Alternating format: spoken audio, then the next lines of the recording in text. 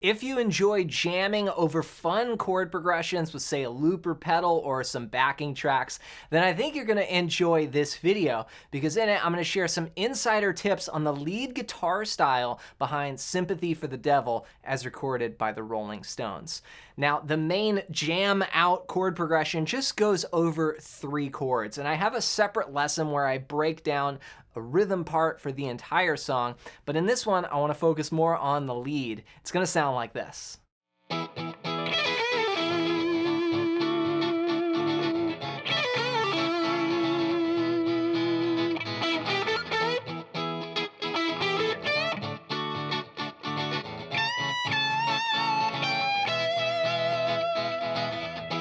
All right, so this first lick is probably one of the fastest and hardest ones. We're gonna use a technique called a rake, and we're gonna just drag our pick back through the strings. So I'll show you the notes, and then you just apply that rake to it. So the notes go like this. The 12th fret, the note E on the first string, then 15 pull off to 12 on the second string,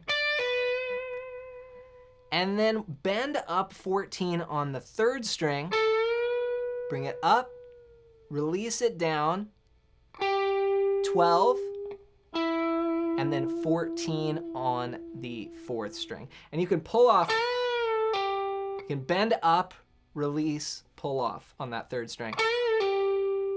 And then you end there on the root note. So that note is E, and you start on the note E. So slowly it's...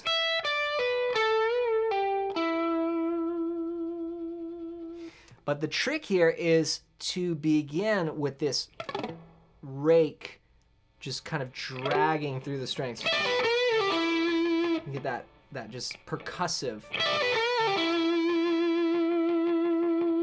Now rhythmically it starts on the and of 2 with 16th note triplets. So 1, 2. Okay. And that's gonna ring for the next measure. We just let that note E ring over, and then we repeat it again on the and of 1, 1. The same lick again. So there's a lot of repetition you'll find in great solos. They build little ideas and sort of play them, repeat them, edit them, change a note here and there, and this helps build themes throughout your solo.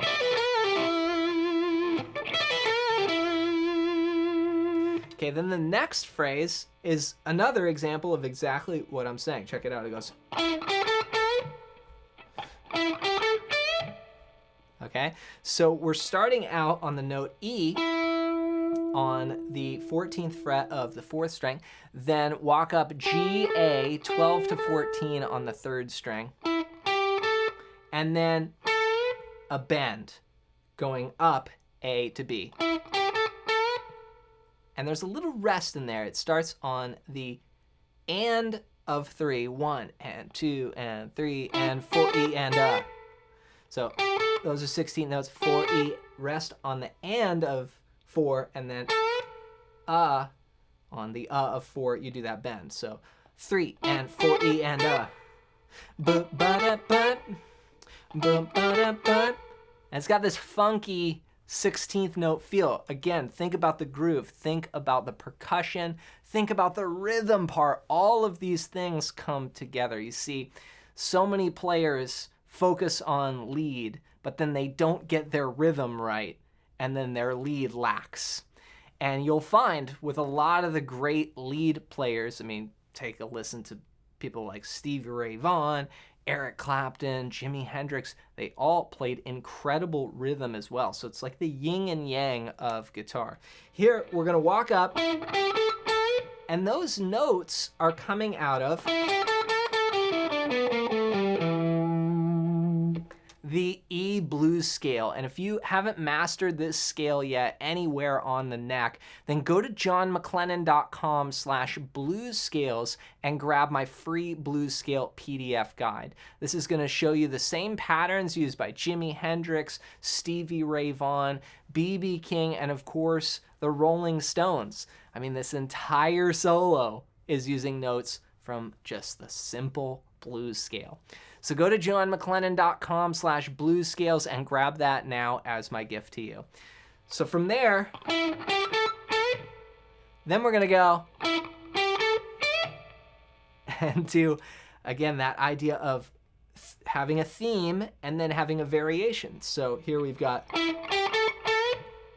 play one phrase, then it starts the same way, E, G, A, but instead of bending that A up to B, now we're gonna bend D up to E on the 15th fret of the second string. And one thing that's key here is the rests in between. So it's like, boom, ba, ba, ba. So notice that little rest in there. Like if I let it ring, it would sound like that. But now it's funkier when I go, kind of get a little bit more staccato, a little more groove to it. And that's done a lot of muting with the strum hand and fretting hand. Okay.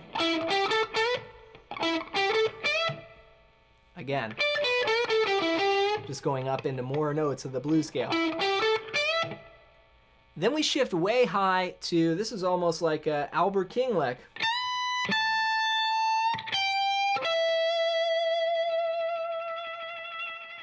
Total blues phrasing here. We're gonna bend the 17th fret on the first string, up a whole step. Then go to natural. Then play the 15th fret, that note G, and resolve it to the root note E on the 17th fret of the second string. So such a screaming blues sound. And again, the rhythm, notice the syncopation. Here, very strong rhythm on the downbeats. 1 and 2 and 3 and 4, E and a. That's on the E of 4, 4 E and a 1. So you have that combination of very strong downbeats, then popping out 16th note syncopations. Again, I mean, this is just the fire in the solo here.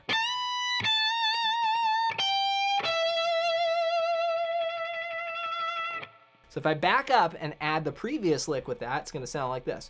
1 and 2 and 3, 2 and 3, 2 and 3 and 4 and...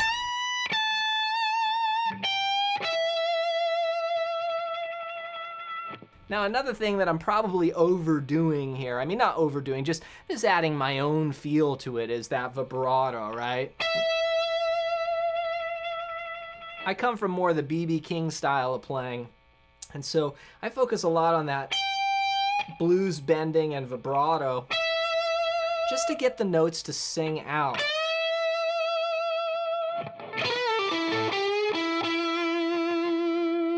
Again, very simple ideas, but effective and played with a lot of gusto. All right, so I'm gonna put all these ideas together so you can hear what it sounds like, and I'm gonna bring in the rhythm. Now, the rhythm part that I'm playing is what I taught in the previous lesson. It's the 16th note groove. I'm playing the bar chords up the neck. Here's what it sounds like all together.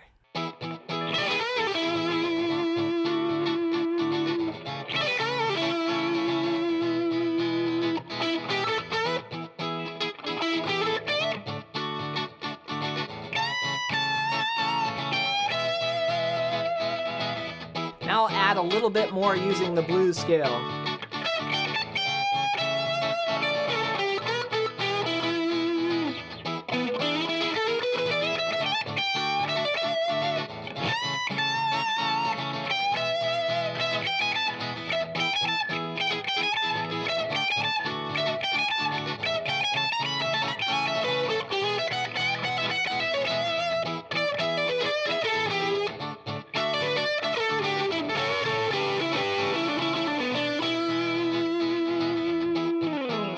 So you get the idea there. You can have a lot of fun jamming over this progression.